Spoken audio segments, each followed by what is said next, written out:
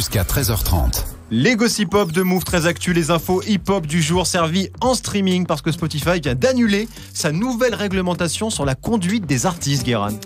Alors ça n'a rien à voir avec le permis de conduire. Non, c'est bien de le dire. Souvenez-vous, c'était le 10 mai, une autre époque. Je vous parle d'un temps, on n'était pas encore obligé de faire des tractions sur des balcons pour devenir français. Et Spotify annonçait qu'il retirait R. Kelly et XXXTentacion de toutes leurs playlists conformément à leur nouveau règlement, à savoir ne plus mettre en avant des gens avec des noms chiants. Non, des gens avec des discours haineux, violents et plus généralement des artistes qui avaient un mauvais comportement. J'ai dit comportement, Le mouvement Ça faisait MeToo. longtemps.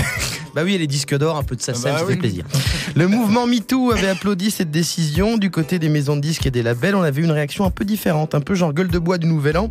Quand quelqu'un te propose de faire un footing pour commencer l'année, toi tu fais...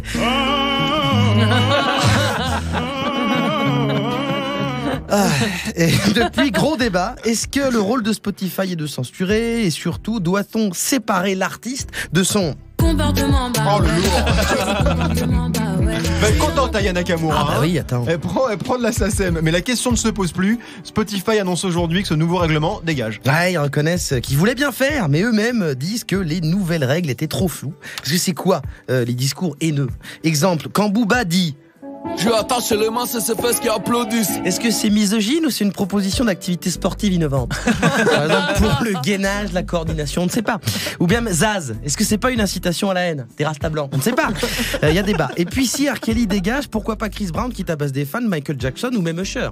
Usher, mais qu'est-ce qu'il a fait, Usher? Il y a deux femmes qui l'accusent de leur avoir refilé Nicolas Sarkozy. Pardon. Hein? Deux femmes l'accusent de leur avoir refilé de l'herpès. Je confonds souvent les deux. Parce que c'est des trucs relous qui finissent toujours par revenir te casser les couilles. Bref, maintenant, il y a aussi un homme qui accuse Usher de lui avoir refilé des mycoses. Un homme qui a un rapport sexuel non protégé avec le chanteur dans un spa coréen à Los Angeles. D'accord. Alors, est-ce que c'est pas un mauvais comportement? Alors, je parle pas de faire l'amour avec un homme, évidemment, de refiler des mestés. Oui. Et d'aller dans des spas coréens. Et puis, si on commence à interdire les artistes qui ont une sexualité différente, interdisons la musique. C'est gratuit. C'est sûr. Merci beaucoup, Guéran. Toute l'actu hip-hop en temps réel, c'est évidemment sur move.fr.